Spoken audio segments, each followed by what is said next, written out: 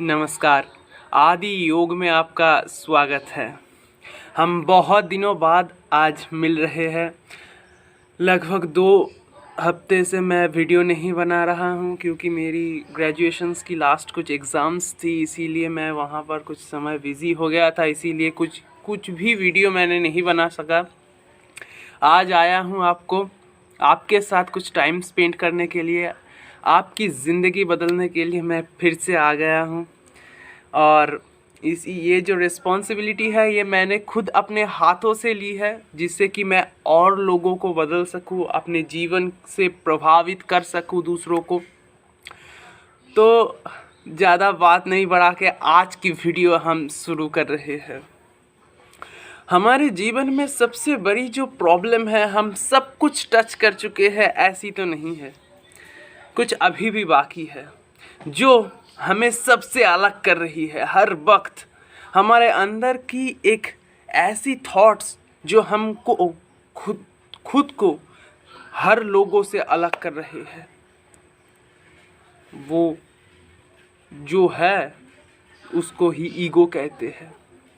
Ego एक ऐसी 3 word है जो आपके जीवन के ऊपर ऐसी प्रभाव विस्तार करके रखा हुआ है कि आप सबसे अलग हो रहे हो।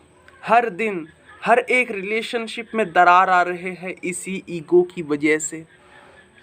हम हर दिन मर रहे हैं इस ईगो की वजह से। सब कुछ रह के भी कुछ जैसे ना रहे, ऐसी हो गई है हमारी ज़िंदगी। क्यों हम इस ईगो के लिए इतना पागल हो चुके हैं? अपने अहंग बोध, इसी अहंग बोध को ही सर्व दोष की घाटी कहा जाता है।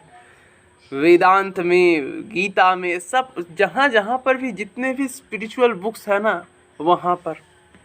क्योंकि हमारे जीवन में जो सबसे अधिक प्रभाव विस्तार कर रहे हैं वो इसी ईगो ही है, जो हमें हर वक्त खुद की बारे में सोचने के लिए मजबूर कर रहा है। नहीं, खुद की बारे में सोचना ये गलत नहीं है, अपने लिए सेल्फ रिस्पेक्ट लाना यह भी गलत नहीं है, लेकिन जब इसी ईगो और इसी अहंग बोध की वजह से आप हर दिन दूसरों से अलग हो रहे हो, तब तो ये बहुत बड़ी एक प्रॉब्लम है। और हमारी सोसाइटी में ऐसा हो भी रहा है। आप देखिए ना, आप बाहर जाइए, दूसरों से मिलिए, देख सकोगे कि जब हम बाहर जा रहे हैं, रास्ते से हम जा रहे हैं, तो मैं तो अक्सर देखता हूँ कि लोगों के साथ जब हम कांटेक्ट कर रहे हैं, मतलब कि आपकी साइड से कोई आ रहा है, आपकी ही जान पहचान वाली, कुछ रिश्तेदार हो कि आपकी कुछ फ्रेंड्स हो, कोई भी हो, तो जैसे कि उसकी अंदर एक ऐसी बात चल रही है कि पहले वो बात करे फिर मैं बात करूँगा। ऐसा क्यों हमारे अंदर इतना ही ईगो है जो हमें अपनों से दूर कर रहे हैं? हम व्हाट्सएप में भी देखते हैं, हम फेसबुक में भी देखते हैं, हम सभी जगह देख रहे हैं इसी एक ही ईगो की वजह से कितनी संपर्क टूट चुका है, कितनी रिलेशनशिप खराब हो चुका है। और अगर रिलेशनशिप की जो एक्चुअल स्तंभ को कहा जाता है उसको तो अनहंग बोध कहा जाता है और अक्रोध बोध को कहा जाता है, क्योंकि अहंग बोध और क्रोध ये दोनों ही एक रिलेशनशिप को ध्वंस करने के लिए, डिस्ट्रॉय करने के लिए हमेशा मजबूर रहता है। आप देख लीजिए, आपके जीवन की हर एक रिलेशनशिप इसी के वजह से टूटा हुआ है, इस अहंग बोध और क्रोध की वजह से। कभी आप खुद गुस्सा हो के दूसरों के ऊपर ऐसे दबाव डालने लग जाते हो जिसकी वजह से वो आपको छोड़ने के लिए मजबूर हो जाते हैं, तो कभी अपनी ही अहंग बोध की वजह से आप खुद को इतना बड़ा सोच लेते हो कि दूसरों से इतना अधिक सोच लेते हो कि वो ही आपसे संपर्क तोड़ के चले जाते हैं, और फिर आप दुख की सागर में निमज्जित हो जाते हो। ऐसा क्या हर दिन, हर हफ्ते, हर साल ऐसा नहीं हो रहा है? एक बार विचार करके ही देखिए ना। और अगर इसकी गहराई में अगर हम जाते हैं तो वो है ये मैं, द सेंटर ऑफ मैं, हु एम आई।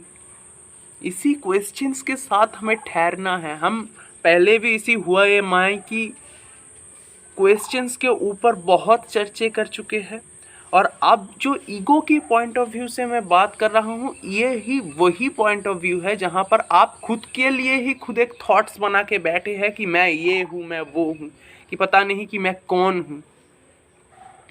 मतलब क्या, आपके जीवन में आप ऐसे प्रभाव विस्तार करके बैठे हुए हैं जैसे कि आपके लिए ही ये विश्व बना है। ये मैं, मेरा है, ये मेरा है, ये मेरा है, वो मेरा है। अरे कौन आपका है, कौन किसका है, किसका सम्मान? 2 दिनों बाद आपको मरना ही पड़ेगा। वैसे आपको, आपकी कुछ भी नहीं है। जो भी है वो आप खुद कुछ दिनों के लिए यूज़ कर रहे हो। ये देह भी आपको छोड़ना पड़ेगा, तो आप किसकी चिंता कर रहे हो?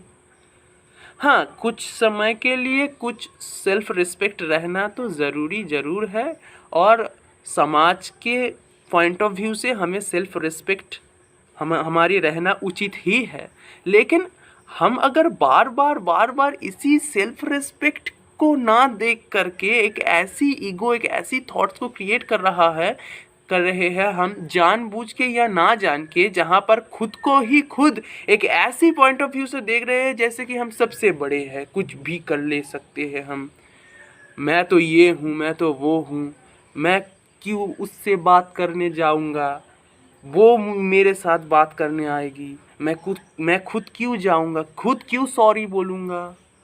मतलब सिर्फ मैं, और ऐसी लोग हर वक्त खुद के लिए डिजर्व करते हैं। क्या करते हैं? खुद के लिए डिजर्व करते हैं सम्मान, दूसरों से रिस्पेक्ट डिजर्व करते हैं। ये लोग चाहते हैं कि ये लोग आए और उनको तारीफ़ करे, उनको ऐसे जांचे कि जैसे वो महाराज है कि क्या है। लेकिन इससे क्या होगा आखिर में? ईगो उसके जीवन में ही रहता है जिसके जीवन में सबसे ज़्यादा भय है, और जिसके जीवन में जितना भय है वो अंदर से उतना ही टूटा हुआ है। हमारे जीवन में भय क्यों है? क्योंकि हमारी जो क्वालिटीज़ है उनके ऊपर हमारे संदेह है।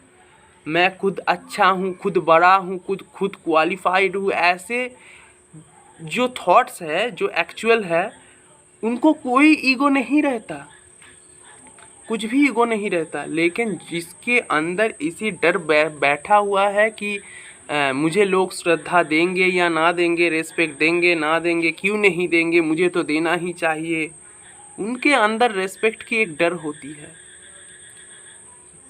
हर वक्त वो डर में ही जीता है, डर में जी रहा है, इसीलिए ही तो उसके पास इतना ईगो है। जिसके पास जितना डर है उसके पास उतना ही ईगो है। तो अब इस ईगो को हटाया कैसे जाए? एक बार क्वेश्चंस करके देखो खुद को। जब आप अपने आप को ये देह, ये बॉडी और अपने माइंड मान के बैठे हुए हो, तब तक ये ईगो ज़रूर रहेगा।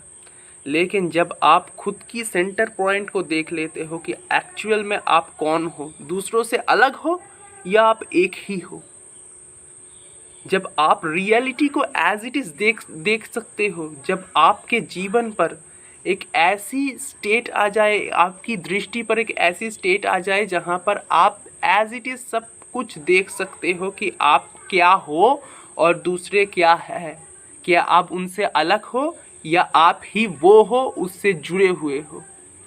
अगर आप ऐसे देखना स्टार्ट कर देते हो कि मैं सिर्फ इस बॉडी में नहीं, पूरे यूनिवर्स में हूँ, मैं अपने जीवन में कुछ समय के लिए इस बॉडी को प्राप्त कर चुका हूँ और कुछ समय बाद इसको हटाना भी पड़ेगा, जिसको हम डेथ बोलते हैं। और इस डेथ को अगर हम एवरी डे स्मरण करें, रिमेंबर करें बार बार कि ये डेथ आनी ही आनी है, तो इतना ईगो, इतना भरस क्यों अपने ज़िंदगी में, इतना ईगो क्यों, जहाँ पर मृत्यु आने ही वाला है। हर दिन सोने से पहले मृत्यु को स्मरण ज़रूर करो। मुझे पता है मैं जो कह रहा हूँ इससे शायद आप डर रहे हो, लेकिन आपकी जीवन की सच ही ये मृत्यु है। तो इनको धारण करो ऐसे जैसे कि ये आज आखिरी दिन ही आने वाला है, कल ही आने वाला है, आज ही आने वाला है। ऐसे ही धारण करके जियो, ईगो कुछ नहीं आएगा। खुद को परमात्मा के चरण में समर्पण कर दो और खुद को सौंप दो उनके ऊपर। कुछ कोई ईगो नहीं रहेगा, मेरा जो है वो भगवान का है। देखता हूँ वहाँ से कहाँ से ईगो आता है। क्या आप लेके आए हो जो इतना ईगो दिखा रहे हो? कुछ भी नहीं है तुम्हारा, ये बॉडी भी नहीं है तो दूसरा क्या, पैसा क्या, सम्मान क्या, सब चले जाएगा, सब छार खार हो जाएगा। इसीलिए अपने जीवन में कभी अहंग बोध की प्रायोरिटी मत दो। अपने जीवन में सबको प्रायोरिटी में डालो। सबके जो आपको प्यार कर रहे हैं, जो आपके पास है, उनके साथ कभी ईगो मत दिखाओ। समाज पर ये ईगो सेंटेंस बहुत ही बुरा है, ईगो जो वर्ड है वो बहुत ही बुरा है। इसीलिए आपके जीवन पर ये ईगो जितनी दबाव ना डाले उतना ही बेहतर है। खुद को भगवान के पास समर्पण कर दो, खुद को उनके चरण में समर्पित कर दो और ईगो से मुक्त हो जाओ। मेरे साथ अब तक जुड़े रहने के लिए आपका बहुत बहुत धन्यवाद। अगर हमारे चैनल पर आप नए आए हो तो सब्सक्राइब ज़रूर कर देना और बेल बटन को हिट करना मत भूलना, ताकि हमारी हर एक वीडियो की नोटिफिकेशंस आपके पास पहुँचे। और अगर आप कोई भी विषय पर हम मुझसे चर्चा करना चाहते हो तो मेरे कमेंट सेक्शन में वो टॉपिक्स आप लिख सकते हो। और ये जो वीडियो है ये आपकी फ्रेंड्स, रिलेटिव्स और जो आपके साथ, आपके आसपास जो ईगो दिखाता है उसको शेयर करो, जिससे कि वो ईगो कम दिखाया अगली बार से। धन्यवाद।